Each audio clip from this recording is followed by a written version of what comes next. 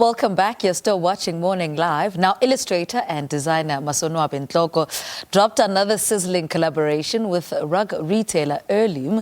This follows the success of his debut collaboration titled Ilifa Lethu, Our Inheritance, which was sold out in 2 days. Well, his work has been commissioned by the Mandela Legacy Foundation, Blue Note Records, Universal Music, Sony Music, and more. Well, he joins us now. All COVID's latest designs. Good morning. Welcome to Morning Live. Good morning. How are you? I'm good, thank you.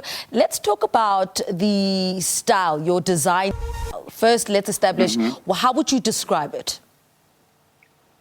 How would I describe my design style? I think I would describe it as an authentically African or South African style that borrows from culture, but is also progressive in using common languages to communicate with people of today. How did you get here to this style?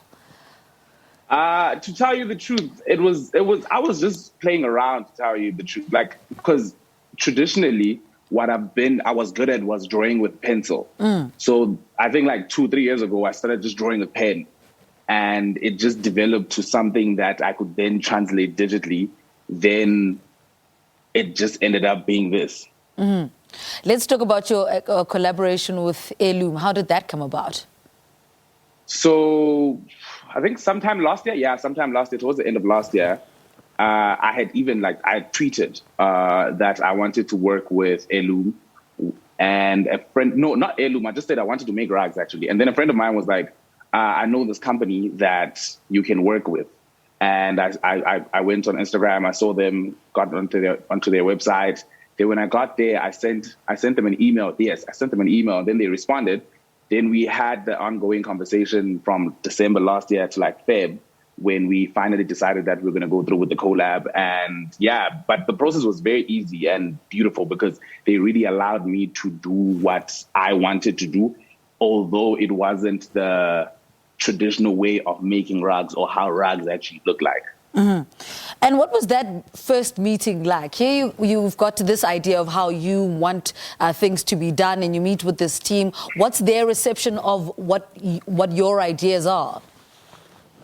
Well, it was fine, because from the first conversation you could hear that they respected my work, but they were not sure, because like I said, as much as we've had African-looking rugs or South African-looking rugs, they haven't really captured the essence of what South Africa is, of what South African traditions are. So what they wanted was something that was a bit more safer.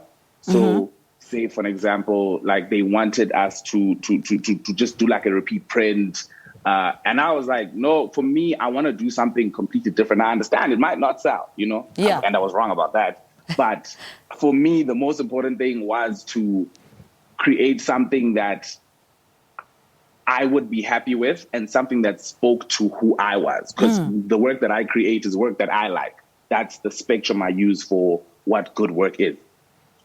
I want to talk about the different rugs, and one that comes to mind, and the one that I saw, I think it's Mziwe too, one of the carpets there. How do you come up with all that? And it's not the one that we have on screen. We'll give you one that's on screen as well. Talk to us about the inspiration and how you get to the final product. Well, basically, what had happened was the work that I have on the rugs is work that I've had, But for me, I've always tried to avoid to create work that just stays on walls. You get me? I want to create something that's part of people's lives. You see? So with this range, the most important thing for me was, like I said, for me, when I started doing this, I didn't do it because I thought it would be something cool or something that would be big, or, I didn't expect it to be this.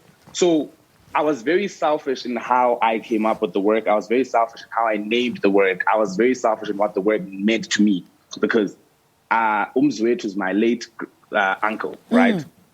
And so, I wanted to talk about your family influences as well, because there's also Nontugelelo, who is your grandmother, Sonwabe as well. There's a huge family influence in your work.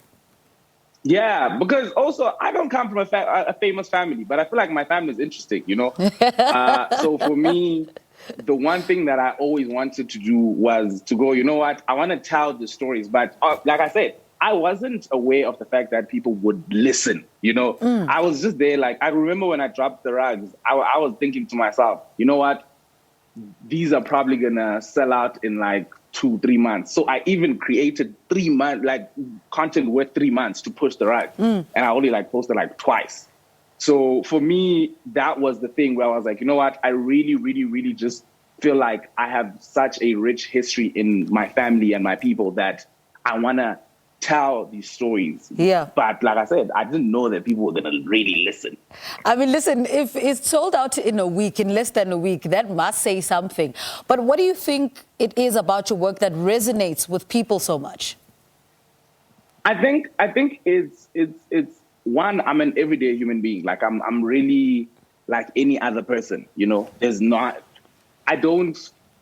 this is not to say I'm not confident in who I am, don't get me wrong, but I really think I am equal to everybody. You know, I think everyone is I don't know how to explain it, but so the work that I create is work that speaks to everyday people, you know. So I grew up in a township. I also grew up partly in a village. So I have both those worlds in me.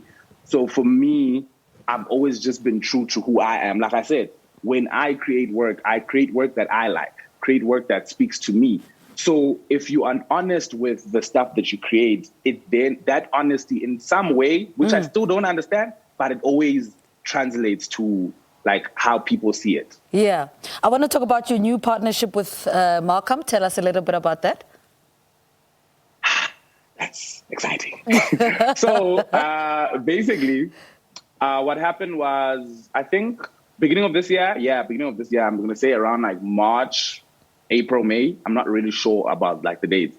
I just got like contact from Malcolm, which is a crazy thing because 4 years ago, I kept sending them like, what are these things called? I kept sending them proposals. Yeah. They never answered my proposals. So that's why I even named the range that I'm doing with Malcolm a full circle moment, because I really wanted to work with them. And also it just represents a lot in who I am, because we grew up as Malcolm being the aspirational brand, especially as closer people. When after you come back from the mountain, you want to get clothes for Malcolm because they say you're like mad, you know, in how you look. So for me, that was